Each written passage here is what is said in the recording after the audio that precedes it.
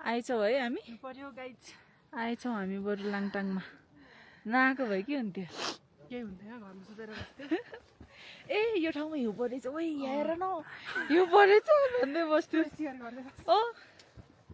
ठिक छ लाइफमा यतिको बेला चाहिँ घुम्नुपर्छ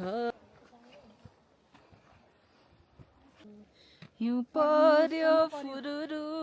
अब ओह्रालो कसरी जाने हो चाहिँ थाहा छैन लड्दै पड्दै चढ्न चाहिँ जाने हो लाइफमा इम्पोसिबल भन्ने चिज के हुन्छ त हुँदैन नि होइन गाइज त्यही हो जाने हो ल हेर दिस इज माई फर्स्ट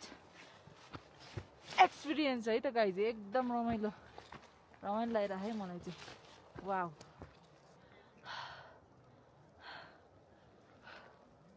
ओ चस्मा भिज्यो कसरी हिँड्ने अन्त गाह्रो हुन्छ नि बिस्तारै आउने दामी है बब्बल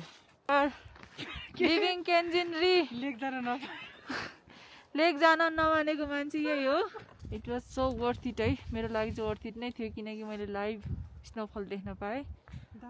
दामी थियो रमाइलो बब्बल भयो तर टाइम चाहिँ एकदम मजाले लिएर आउनुपर्छ एकदम सन्चो भएको बेलामा बिरामी नभएको बेलामा मजाले मिलाएर आउनुपर्छ घुम्नु चाहिँ पर्छ है चक्लेट नै ल्याएन नि हामीले भोलि पर्सि पठाइदिन्छु ल हेलिकप्टरमा ओके